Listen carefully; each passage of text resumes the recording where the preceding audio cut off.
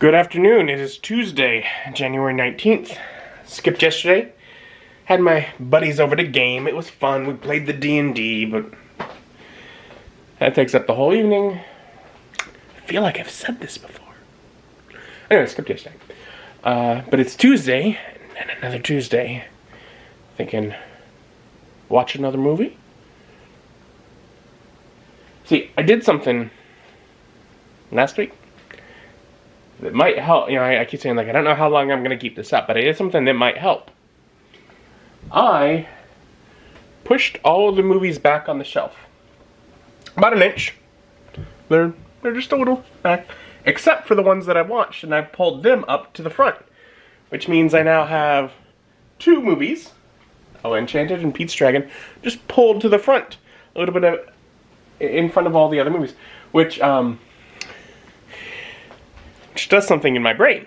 You see, I have a brain that likes to collect things. And that can mean different things. I mean, from childhood it was a lot of playing Pokemon. You gotta have them all. And I mean, really, other than, okay, so I for example, in the first ones I got both games. But also, once you have it, I have the games, I was collecting the Pokemon digital things within it. It meant nothing. So it's more the collection aspect than the having things, obviously. Because I have all these movies. But my brain not only wants to collect them, but wants to collect and sort, organize. Ooh, organization is great. I love it. So my brain's like, okay, well, what movie to watch? And my brain tells me, well, it's definitely going to be one on one of these two shelves. Because that's like a segmentation of a collection that I have one in, and so it's good. So, anyways, I'm gonna watch, and I was thinking of there's some different options. I was like, let's do something light, something funny. Let's do Ernest Goes to Camp. Know what I mean, Vern? That'll be another collection right near one of the other movies, and it's funny. I'll laugh. Could use that. Otherwise, I don't know. I'm gonna watch that. I'm cooking up some pasta. I'll talk about the movie when it's once I've watched it again. It's been a handful of years since I've seen it. Can't remember when.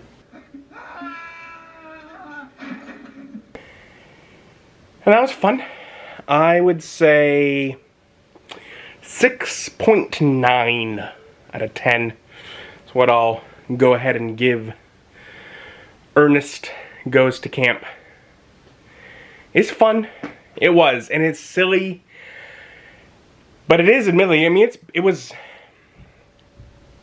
better in my memory than reality. But I mean, the movie is basically as old as I am.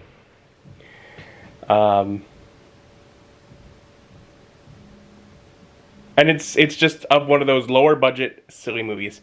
Ernest is a character that I grew up with, and I guess part of it is, like, I grew up with a lot of his movies. I only have a couple of them, but I grew up, you know, we'd rent the movies and that kind of thing, so I grew up with a lot of them, and this was like the first one. So a lot of the tropes from the Ernest movies, some of them were there. They were starting to do that, but there were still a handful of them that were missing. Jim Varney is hilarious, and the movie has such great heart. In general, it's the story of Ernest, a custodian at a summer camp Kikiki, who just dreams of being a camp counselor.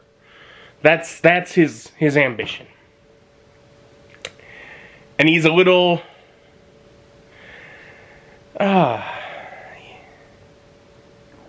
He's got some poor luck.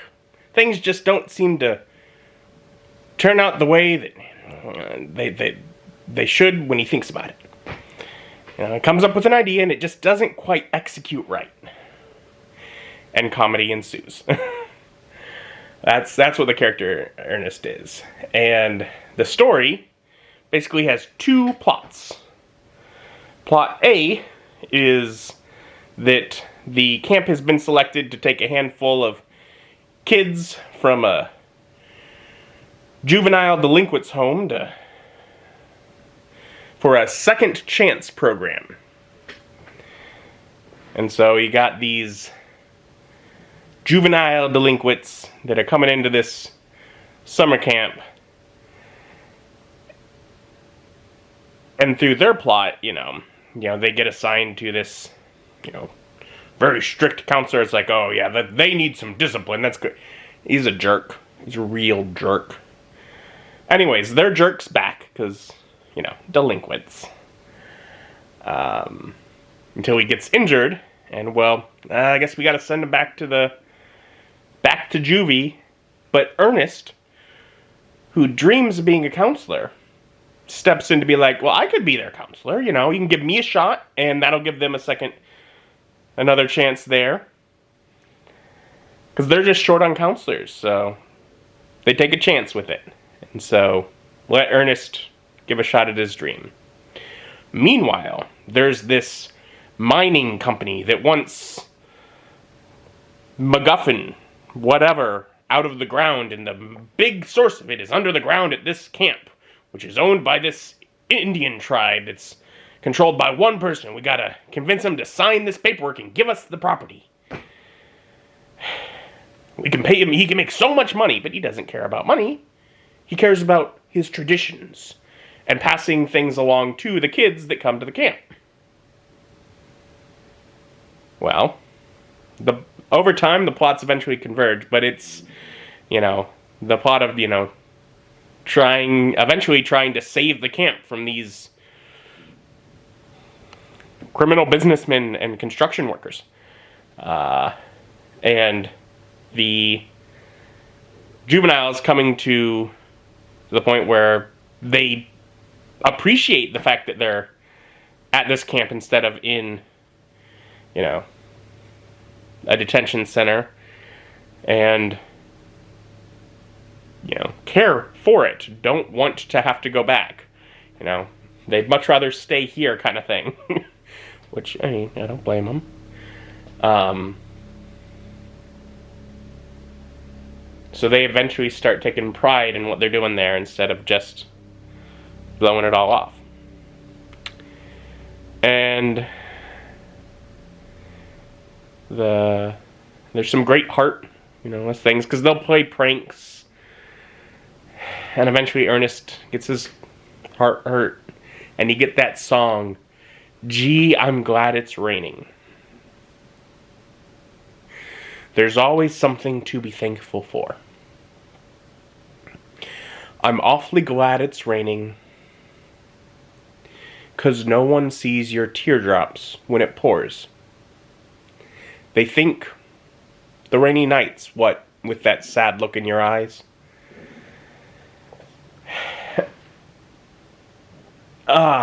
It's a heart-wrenching song that's, since I've been a kid, because this movie's as old as me, so it's one of the ones I grew up with. It's been like that, one of those go-to songs when I'm feeling all sad and down about something that I can go to. And there's no good copy of the song. I have a old MP3 of it, which is literally just the audio recorded from the movie, and because there's sound effects from the movie in the midst of the song. There's no quite clean recording of the song that I've ever come across. But it still has all that emotion as things are just all going down, and they're losing the camp, and no one cares, and but then things turn around, and they basically do that late 80s, early 90s thing where they make contraption, and they, do a montage of pulling things. Basically, it's sort of almost the kind of thing like Home Alone did, is the big movie I know of that everyone's going to know, that's where he rigs up the house with, they do that to make, this contraption to attack the construction workers and chase them away, and and then eventually, whatever, one of the characters in the background who's you can't just have children attack full-grown men. These construction workers are adults. That's not going to turn out well. Well, that reasonable adult runs off and gets legal protection, and things actually work out in the end. Which, as I'm watching it and they're doing all this, I'm thinking now from my adult brain, that's not going to solve the problem. But the actual solution is kind of brushed over. Oh yeah, we took care of it, but it's fun and it has heart and it's silly and it's very campy. Yeah. But it's definitely rough around the edges, and it doesn't have some of the tropes that I know Ernest for from some of the later movies. But it is good enough that, for one, it makes me think, man, I need to get like the rest of the movies he did. And it still does make me miss Jim Varney. Sad we lost him when we did. He was one of the celebrities that I remember, like, he was one of the earliest celebrities that I remember being aware, you know, as like news coverage or whatever, that he's, you know, he was struggling and then passed away. It was Atlantis. The Lost Empire. He was Cookie, in that. The voice of, obviously. And it was around the time, I think, he'd done the recordings for it, but the film didn't release until after his passing. And that's kind of my memory. You know, that was time of life, which was maybe middle school, maybe just into high school, like early high school, but probably middle school, so probably 13, 14, somewhere around there. That's how old I was when he'd passed away. But it was one that I remember being in my mom's bedroom in the old house, which means couldn't be 14, 13 probably the oldest, when I learned of it. Like, I have like a distinct memory, because I grew up with the Ernest movies. And it made me sad. But we still have the movies that he did. So, Ernest Goes to Camp. And I'm sure eventually I have another one.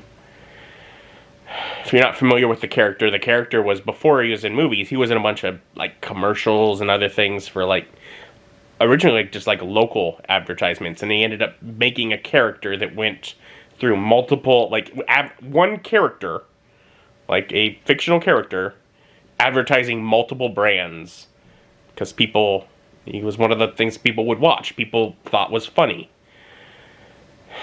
because it was. Enough so that his commercial character got his own series of movies.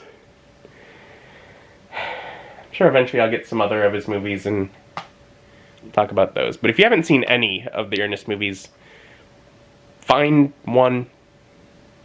There's a number of good ones. I should definitely check it out. But yeah, so that's me rambling on about Ernest Goes to Camp. And that's not all that happened today. I watched that, and I took down the tree. The tree is down. I was like, I'm sitting around watching it, so I pulled out the box and started, because a lot of it is just having to bend all the branches, like all the things like inwards, so they're not all sticking out, so it can fit it in the box. So I was like, I can just sort of move the tree over here and do that while I sit, and so I got that taken care of too. Otherwise, I don't know. That's my evening. You like the Ernest movies? Let me know down below. Thank you for joining me, and join me as my journey continues.